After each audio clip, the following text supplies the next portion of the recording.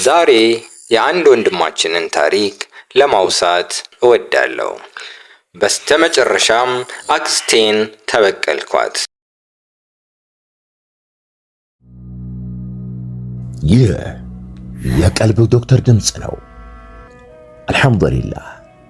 ታካሚዎቻችን የሚድኑ በእኛ ኃይል እንዳይመስሎት፣ በአላህ ኃይል ብቻና ብቻ ነው። ከቀልብ ዶክተር ዓላማ ውስጥ የአላህን ተአምር ማንገስ ዋነኛው ነው። በየጊዜው በቀልብ ዶክተር ታክመው መዳናቸውን ማመን እስከሚያቀታቸው ሲቃይ የተናነቃቸው ሲገልጹ የአላህ ተአምር ምን ያህል የገዘፈና ግልጽ እንደሆነ ያሳየናል። ከህመም ወደ ጤነኝነት፣ ከጭንቀት ወደ ደስታ፣ ከጨለማ ወደ ብርሃን፣ ካላሰቡበት ወደ ስኬት የደረሱት በአላህ ተአምር ቢሆን እንጂ። ልብ ለአላህ እጅ የሰጠና የተናነሰ ሲሆን ግልጽ ይሆናል። አላህም እንዲህ ይለናል፣ አላህን ትገነዘቡና በእርሱም ታምኑ ዘንድ በችሎታው ላይ ያስረጅ የሆኑ ግልጽ ተአምራቶችን ያሳያቸዋል። አልበቀራ። ኑ ባላህ ቃል ያላህን ተአምር እናግስ። ሕክምና ማግኘት ሲፈልጉ ይሄንን ሊንክ ይጫኑ።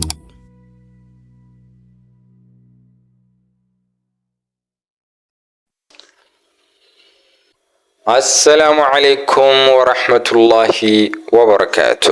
ይህ የቀልብ ዶክተር ነው። የቀልብ ዶክተር በሲሕር፣ በጅን፣ በዓይንናስ እንዲሁም ባለማዊ በሽታ በአላህ ቃልና በነቢያችን ሰለላሁ ዐለይሂ ወሰለም ሱና መሰረት ሕክምና የሚያገኙበት ቤት ነው።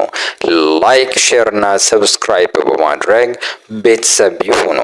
አላህ የኡማው የዓፊያ ሰበብ ያድርገን። ዛሬ የአንድ ወንድማችንን ታሪክ ለማየት እወዳለሁ።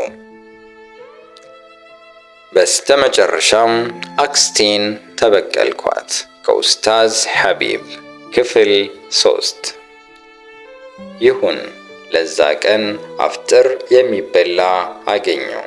በዚህም ቢል በዚያ ግን ደሞ ነገስ በየወሩ ለምን ነው ጉልበት እያለኝ ነው ወይስ እሳቸው ቢሞቱ ደግሞ ልመና ልወጣ እያልኩ በቁጭት ስብሰለሰል አደርኩና በጠዋት ተመልሼ እሳቸው ዘንድ ሄድኩኝ። ሐጂ ምን ይሻላል ብዬ ያሰብኩትን በሙሉ አማከርኳቸው። እሳቸውም ትላንት የመለሱልኝ አይነት መልስ መልሰው ሊሸኙኝ ሲሉ ግራ ተጋባሁኝ። ግን እኔ በጣም ጠንካራ ነኝ። ጥንካሬን ተጠራጠሩ ትልቁን ድንጋይ ተሸክሜ ላሳየዎት ስላቸው ሐጂ ልባቸው ተነክቶ ግንባራቸውን ቋጥረው ዝም ባለ ድምፅ ሹክ አሉኝ። በአቅራቢያ ያለ ሰራተኛ እንዳይሰማ እየፈሩ አንድ ሰው መጥቶ ነበር። ትላንት ሐቢብ የአባትህን ቤተሰብ አባል ነው፣ እከሌ ነው እከሌ አልልህም። መምጣትህን አውቀው ነው እግር ኮቴህን ተከትለው የመጡት ብለው አይናቸውን ወደ መጋዘኑ መውጫ መለሱ። ቤተሰባዊ ችግር እንዳለባችሁ ነግሮኛል። ገንዘብም ጥሩ እየሰጧችሁ እንደሆነና እኔ ጋር መተህ ዱቄት ስትነፋ ቢያዩ እንደሚገሉኝ ዝተውብኛል። ብር ተሰጥቶት ሱስ ጀምሯል። እስከሚያስተካክል ድረስ ልጁን አትቅጠሩት አሉኝ። ስማኝ፣ እኔ የድሮውን የአባትህን ወዳጅነት አከብራለሁ፣ ግን ደግሞ ንግዴን ማጣት አልፈልግም። በቤተሰብ ስር ሰላም መበጠስ አልፈልግም።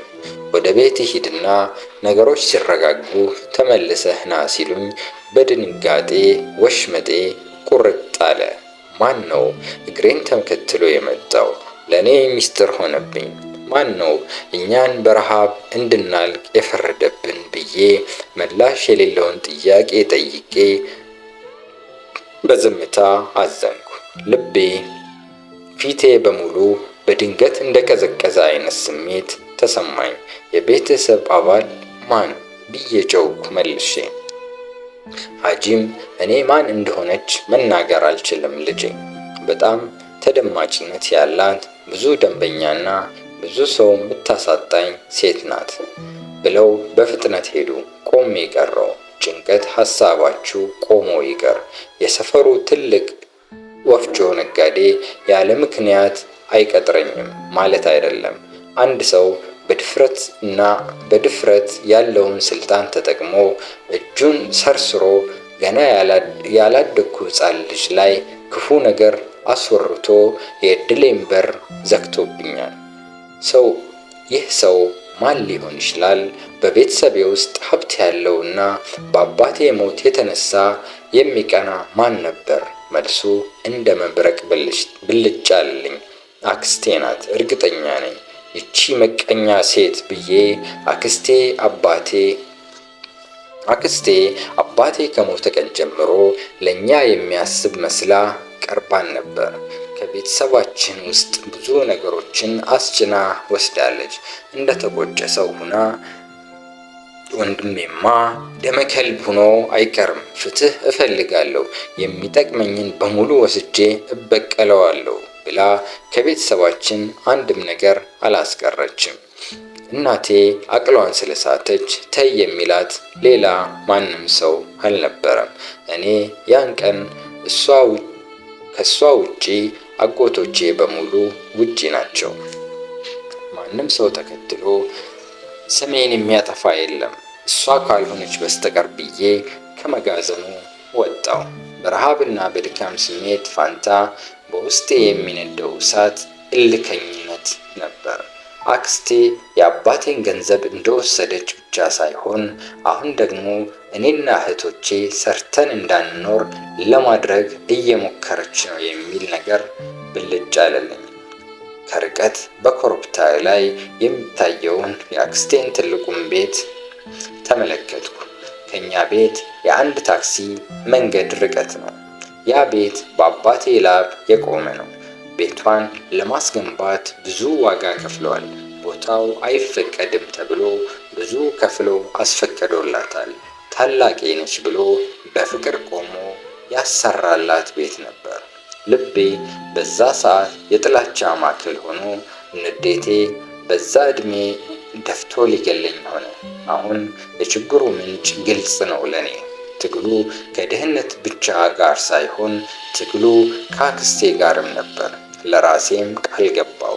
አባቴን ገለሻል፣ ገንዘባችንን፣ ገንዘቤን ወስደሻል፣ የዕድሌን በር ዘግተሻል። ነገር ግን እኔ የአባቴ ልጅ ነኝ፣ ቤተሰቤን አሳልፌ አልሰጥም፣ እኔው ራሴ እሰራልሻለሁ ስል እንደ እብድ ጮኬ ተናገርኩ። ደግነቱ አጠገቤ ማንም አልነበረም። የመጀመሪያው ፍልማዬ ውድቅ ነበር። በሐጂ መጋዘን በር ላይ እምቢ ስባል ወደ ውስጥ የረሃብና የፍርሃት ምት አልነበረም የሰማሁት። ይልቁንም እንደ ብረት የጠነከረ ንዴት ነበር። አክስቴ የአባቴን ንብረት ወስዳ ብቻ ሳታበቃ አሁን ደግሞ እኔና እህቶቼ የምንበላውን እንዳናገኝ የዕድላችንን በር ዘግታለች። በዚያው ቀን ፀሐይ ስትወጣ ያዩኝ የነበረው ያ የዋህ ልጅ ሞተ። በምትኩ በውስጤ ለቤተሰቡ የሚዋጋ ለበቀል የሚያገድ ሌላ አዲስ ሰው ተወለደ። ወደ ቤት ስገባ እህቶቼ አንድ ጥግ ቁጭ ብለው ነበር። በዛ ቀን እናቴ ቤት ትመጣለች ብለው ቤት አስተካክለው ግን ደግሞ ስታያቸው ስለሚነሳባት ፈርተው ነው መሰለኝ አንድ ጥግ ኩርምት ብለው ተቀምጠዋል። እነኚህ ሕፃናት አባት ብቻ አይደለም ያጡት፣ እናት ቤተ ዘመድም ጭምር እንጂ። እናቴ ከፊቱ ተሽሏት መድኃኒት ጀምራለች እና በስንት መከራ ወደ ቤት ተመጣለች የተባለ ቢሆንም ስመጣ አገኛታለሁ ብዬ ተስፋ ሞልቼ ነበር። ግን አልነበረችም። ቤቱ ባዶ ነው። የመመለሻ ቀኗ ገና ሩቅ ሆነብን። ሐቢብ ስራ አገኘህ ብላ ታናሿ እህቴ ጠየቀችኝ። በዛ ሰዓት ያቺ ሕፃን ስለ ስራ ምንስ ገብቷት ነው ብዬ አሁን አስብና ብቻዬን በእዝነት አይኖቼ የሚያነቡበት ቀናትም አሉ። የእህቶቼ አይኖች ንጹህና የዋህ ናቸው። ሕይወቴ እስካለች አዝነው ማየት አልሻም። በፍጹም የእኔን ምሬትና ውስብስብ ስሜት እንዲያውቁ ስለማልሻ ራሴን በፍጥነት አስተካክዬ አዎ አገኘው አልኳቸው። ድምፄን በተቻለኝ መጠን በደስታ አስመስዬ። እዚያ ትልቅ ገበያ ውስጥ ነው። ነገውኑ አስለምዶኝ ስራ ነገ እንድጀምር ነግሮኛል። ይህ ውሸት የኔ አዲስ ትልቅ ሚስጥር የመጀመሪያው ክፍል ነበር። ለወደፊት ሕይወቴ ብዙ ሚስጥሮችን መሸከም እንደሚኖርብኝ አውቅ ነበር። በዚያው ምሽት እህቶቼ ከተኙ በኋላ በዝምታ የቤታችንን በር ከፍቼ ወጣው። በእግሬ አክስቴ የምትኖርበት ኮረብታ ቦታ ደረስኩ። የጨረቃ ብርሃን በትልቁ ቤቷ ላይ አርፏል። ቤቷ ትልቅ፣ ሰፊ፣ ምቹ የአባቴ የላቡ ውጤት እንደሆነ ያስታውቃል።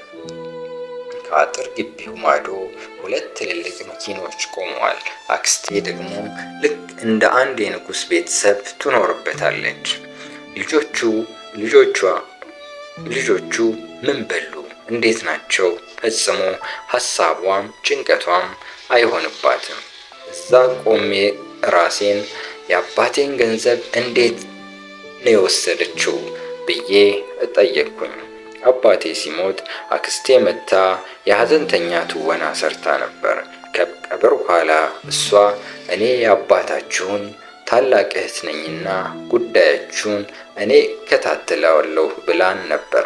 እኔ ልጅ ነበርኩ፣ ኃላፊነት ባይኖርብኝም ያኔ እንኳን የእሷን የሐሰት ደግነት አልተመቸኝም ነበር።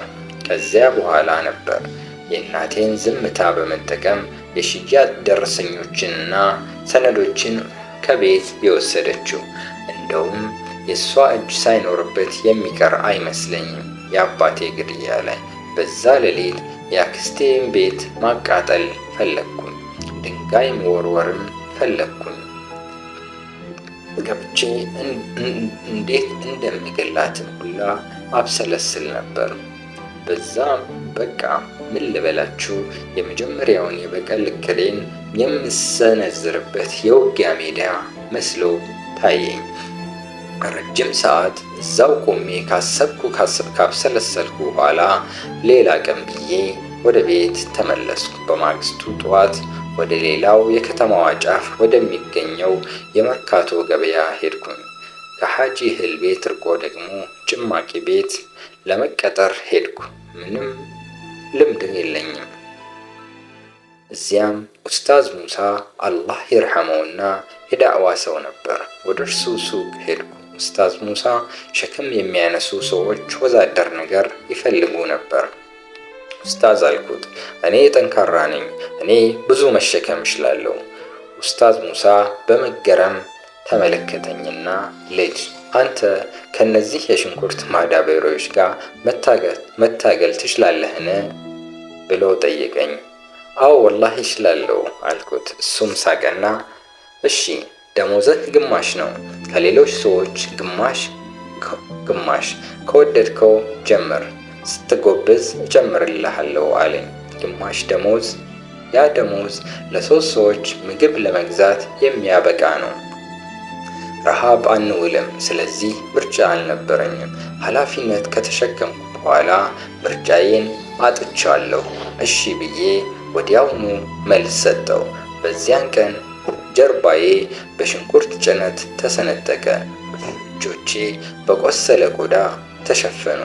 ሽንኩርቶችና ድንች በቆዳዬ ላይ ያሳረፉት ክብደት ራሱ ከባድ ቢሆንም ከልቤ ላይ የተጫነው የአክስቴ ጥላቻ ሸክም የበለጠ ከባድ ነበር። እሰራለሁ፣ እሰበስባለሁ፣ ከዚያም ወደ ቤት ሄዳለሁ። ማታ ላይ ደግሞ እህቶቼ ሲተኙ እኔ የአክስቴን ቤት እሰልላለሁ። በቃ እጄ ቤቷን እያየው አመሻለሁ። ምን እንደምጠብቅ ባላውቅም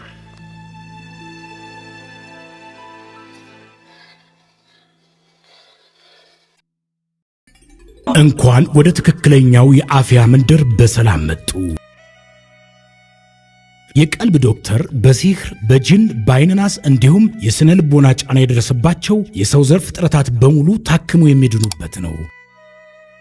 ሕክምናው በቁርአን፣ ሕክምናው በአስካሮች፣ ሕክምናው በዱዓዎች በሰደቃ የሚካሄድ ሲሆን ነቢያዊ ሱናን በተመረኮዙ እጅግ ጥበብና እውቀትን ባካበቱ የሩቃ ዶክተሮች ይታከማሉ። እወቁ፣ ሕክምናው ሸሪዓዊ ብቻ ነው። አያምልጦት፣ እድሉን ይጠቀሙ። ባሉበት ሆነው ራስዎን ያክሙ። ሕክምና ማግኘት ሲፈልጉ ተከታዩን ሊንክ ይጫኑ።